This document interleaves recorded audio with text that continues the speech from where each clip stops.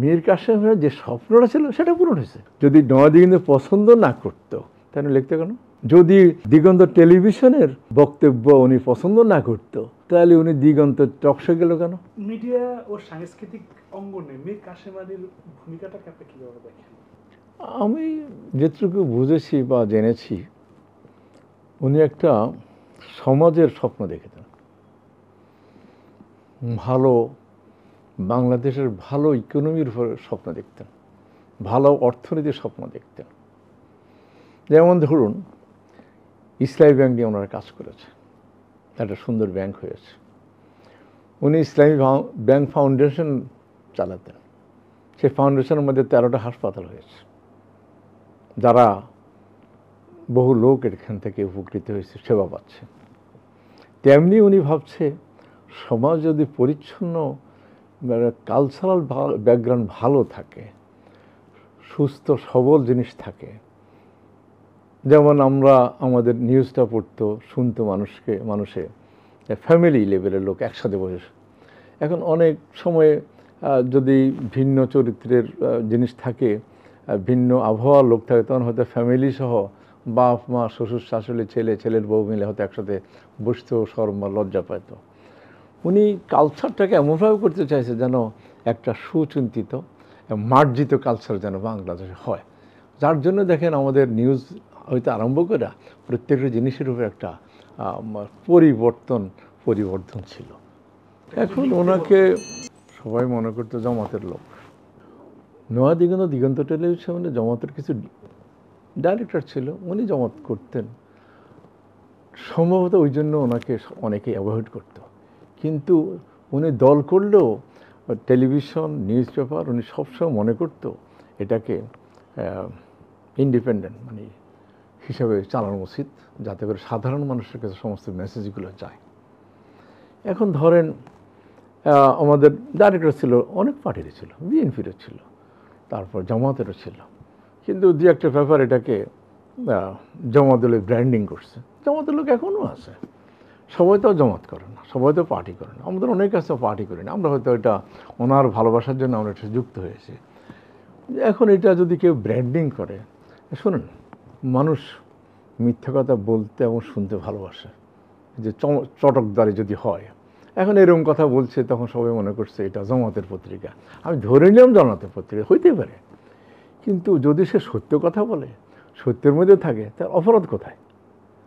তো উনি তো কোনো অপরাধ করেনি, উনি সাধারণ মানুষের কাছে সত্য জিনিসটা পৌঁছে দিতে চাইছে। এবং সমাজের মাধ্যমে আজকে আপনি বলেন যে বিভিন্ন এখানে যারা ট্রেনিং প্রাপ্ত ছিল, এখন বহু টেলিভিশন ওরা ভালো জবে আছে, ভালো পজিশনে আছে, কি পজিশনে আছে। কারণটা কি? কারণটা হলো ট্রেনিং। উনি তো কেবল জীবনে চাকরি করবে এরা সারা জীবন, এমন তোর জন্য ট্রেনিং দেওয়া হয়নি। ট্রেনিং সার্বজনীনভাবে দিয়েছে, যারা এই সমাজকে নানাভাবে সেবা দিয়ে উপকৃত হতে পারে। একটা পরিচ্ছন্ন পরিবেশের স্বপ্ন দেখতেন উনি। জামাতের সাথে একসাথে জান্নাতে যেতে চাইবেন না, এমন বক্তব্য দিয়েছেন বঙ্গবীর কাদের সিদ্দিকী। তিনি নয়া দিগন্তে লিখতেন, দিগন্ত টেলিভিশনে টক শো করতেন। এটা কেন?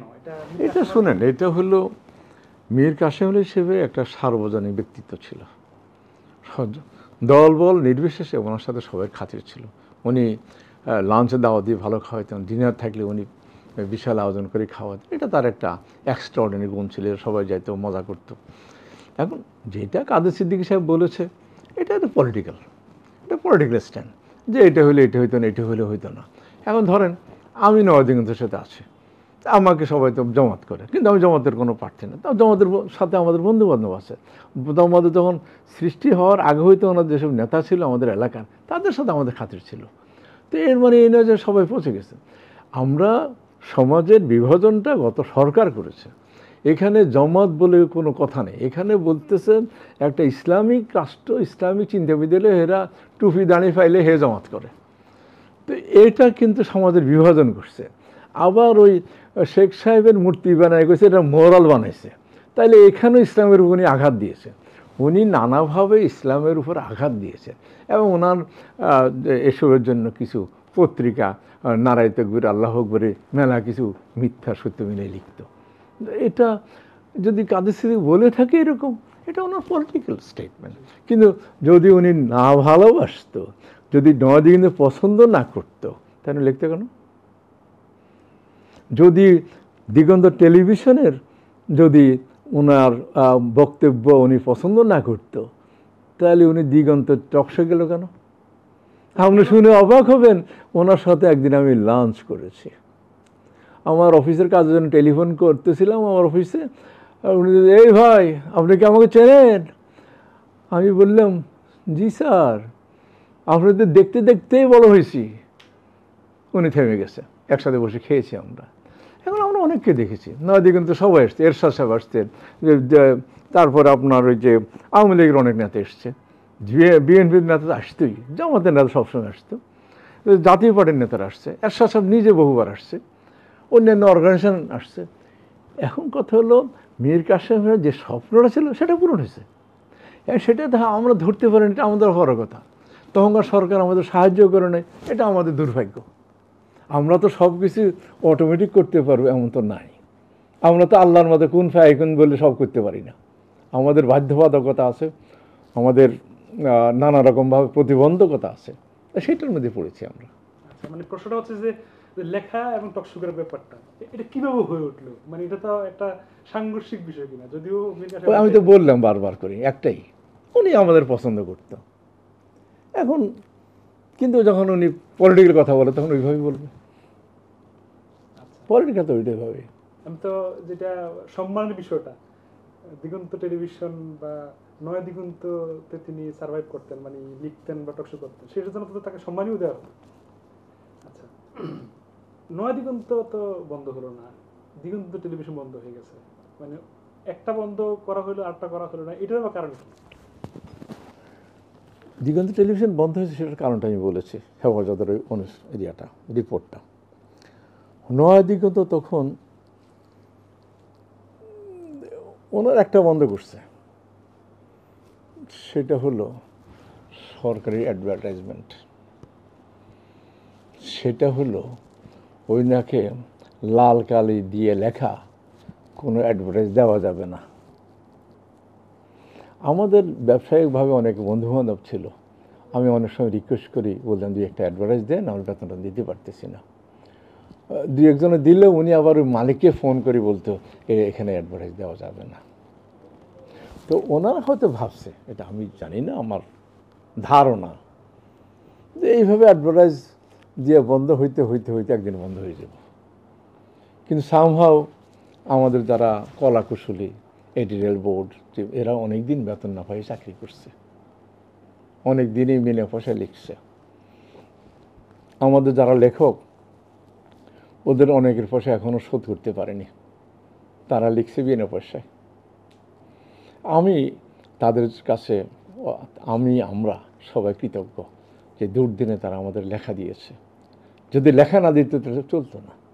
এডিটরের বিভিন্ন সাব এডিটরে লিখেছেন। তারপর দুই একটা নেহায়েতে ধরেন বিএনপি বা জামাতের অনুসারী দুই একটা কোম্পানি হয়তো আমাদের কিছু কিছু অ্যাডভার্টাইজ দিয়ে টিকে রাখতো, বুঝছেন। সরকারি কোনো অ্যাডভার্টাইজমেন্ট, নিলামের কোনো নোটিশ কোনো দিন কোনো কিছু আমাদের এখানে আসেনি। আমাদের লোকজন দাঁড়ে দাঁড়ে ঘুরেছে কিন্তু দেয়নি। অন্যদিকে আমরা দেখলাম যে গোলাম মাল্লা রনিও আপনাদের পত্রিকাতে লিখছেন। আচ্ছা, এটার কি কোনো কারণ ছিল কিনা? না, উনি তখন তো ধরেন ওই একটা দল বদলাইছে হয়তো, তখন উনি দেখলো যে নয়া দিগন্ত একটা প্ল্যাটফর্ম, আমাদের লোকেরা গেছে পর, উনি তো ভালো লেখাটাকে আমাদের লেখা দিয়ে শুরু করছে।